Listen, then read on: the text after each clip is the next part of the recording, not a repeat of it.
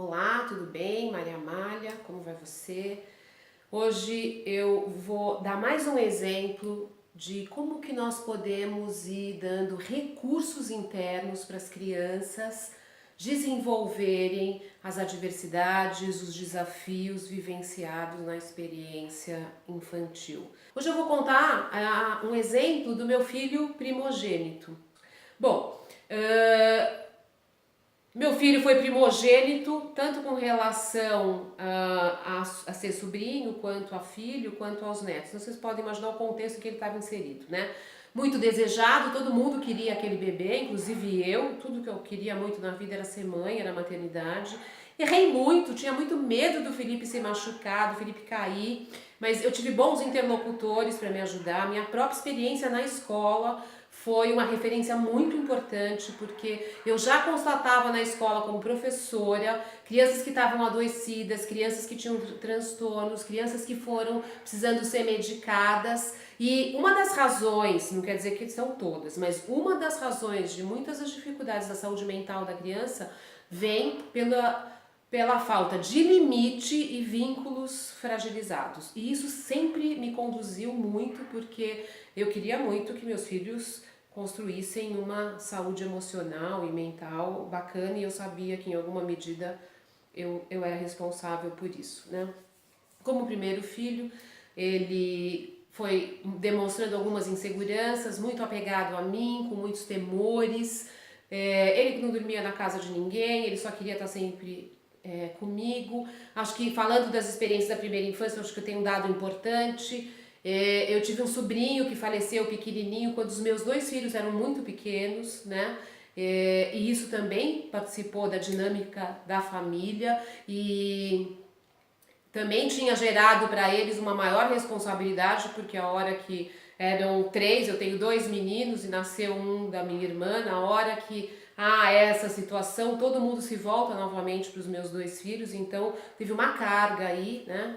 E a gente foi trabalhando com o Felipe para fortalecê-lo, para ajudar a enfrentar as dificuldades. O Felipe era uma criança que na escola ele era o bobo da galera, né? Ele não reagia, ele não se posicionava, e eu sabia olhar para o que estava acontecendo.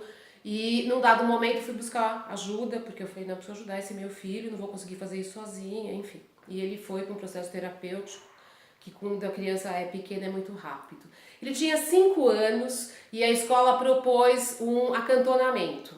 Para o Felipe aquilo era devastador, né? Ele, claro, o primeiro movimento dele, eu não vou. Felipe, você vai, fizemos alguns combinados. Olha, Felipe, vamos fazer o seguinte, você vai, se você não conseguir dormir, você liga, a mamãe e o papai vão te buscar, você precisa experimentar isso. Se você não experimentar, você não vai saber como é que é. Enfim, fomos fazendo todo um trabalho de fortalecimento e de viés pela competência, que ele ia conseguir. E que se por acaso ele não conseguisse, nós estaríamos lá para buscá-lo. Eu me lembro que para o meu ex-marido, que na época era marido, era muito mais difícil sustentar isso. Para ele era muito mais fácil dizer, não vai, acabou, para que vai sofrer para ir para um acantonamento? Claro que o meu conhecimento da pedagogia e da psicologia tinha um termômetro dizendo assim, ele tem que ir, ele tem que ir. O coração da mãe às vezes dá vontade de dizer, não vai mesmo, para que você vai sofrer para ir para um passeio, né? Mas eu fico pensando assim, que o cenário da escola me fez ver tantas coisas tristes que eu pensava, não, Maria Amália, agora você tem que ocupar o seu lugar de um jeito bacana, de autoridade de mãe, ele vai. Fiz um combinado com ele, bom, filho, você vai, estava fortalecido, arrumamos tudo para o dia da tal viagem, era uma noite só. Se você não quiser dormir, a mamãe vai te buscar, tudo combinado com a coordenadora e a professora dele, né? Todo um trabalho realizado para que ele conseguisse, e nós chegamos no local de saída, no horário previsto, e a criança que morava mais perto da escola atrasou meia hora. Né? Quando nós chegamos, o Felipe deu tchau, entrou no ônibus e foi. Né? Demos conta disso. Mas claro, aquela demora foi gerando uma ansiedade tão grande para ele, um sofrimento tão grande, que quando chegou perto deles saírem, que a criança chegou, ele saiu correndo do ônibus e falou que ele não ia mais. Eu não sei se vocês conhecem São Paulo, mas era na Praça Pan-Americana, ali de São Paulo, um ônibus que ia levar mais de 40 crianças, rodeado de pais, né?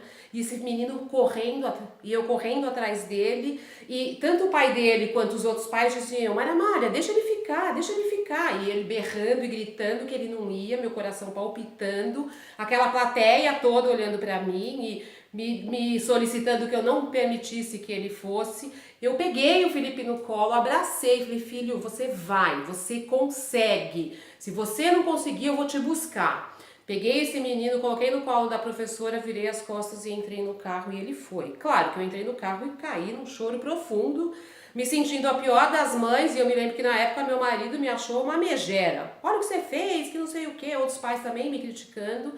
Mas tinha um termômetro dentro de mim que dizia, você fez a coisa certa, né? Essa é uma experiência importante para o Felipe viver. E foi. Passados meia hora, a professora me ligou que ele estava ótimo, né?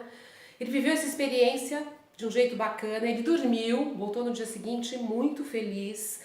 Eu fiquei, claro, super realizada e feliz comigo de ter sustentado. Não foi fácil, porque era como se tivesse todo mundo contra mim e meu coração de mãe querendo ceder à dor dele e o meu lado profissional muito forte dizendo sustenta, sustenta, sustenta que isso é melhor para ele.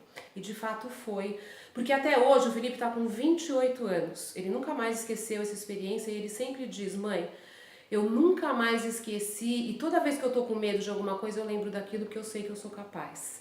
Então, ficou tão gratificante porque com toda a dor que ele sentiu, que eu senti, que o pai dele sentiu também, na hora que a gente sustentou a possibilidade, nós dissemos para ele inconscientemente, vai que você pode. Se eu tivesse posto meu filho no colo, tivesse dito para ele, tudo bem, você não precisa ir, afinal é só um passeio, o que eu tinha dito implicitamente pro meu filho, você não é capaz, você não consegue, fica aqui no colinho da mamãe, né? E claro, a gente faz isso muito no inconsciente. Mas uma das coisas que eu fui aprendendo, filho não é para nós, filho é para a vida. E para a gente exercer a nossa maternidade ou paternidade de um jeito bacana, a gente precisa deixar o filho ter recurso para abrir as asas e voar quando eles tiverem que voar, né? E essa foi a primeira situação em que eu falei pro Felipe, vai que você pode, tiveram tantas outras, que quem sabe eu possa falar em outros vídeos, né? Mas é um pouco desse lugar que eu tô falando. Como que eu pude, a partir do meu comportamento, dar conta de suportar a dor que ele estava sentindo. Só consegui fazer isso porque eu suportei as minhas próprias dores. Então eu venho dizendo qual é o caminho para mantermos a saúde mental e emocional das nossas crianças. Primeiro, passa por nós. Nós precisamos estar saudáveis.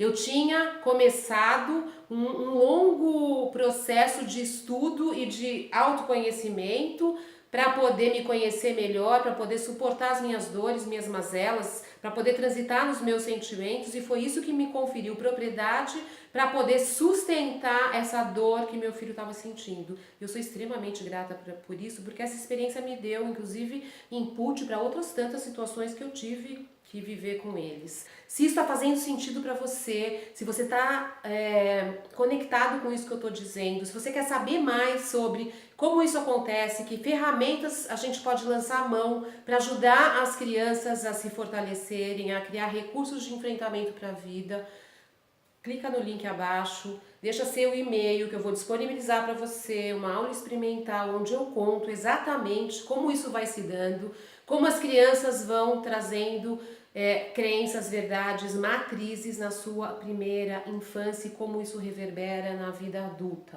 Como isso que eu estou contando sobre a experiência com esse meu filho. Essa experiência de suportar a dor, de eu ter conseguido suportar aquilo que ele estava vivendo e dizer para ele, vai que você pode, foi um input em toda a vida dele, que ainda hoje ele recorrentemente me diz, mãe, às vezes quando eu tô com medo de alguma coisa, eu me lembro daquela situação e digo para mim, eu sou capaz, eu consigo.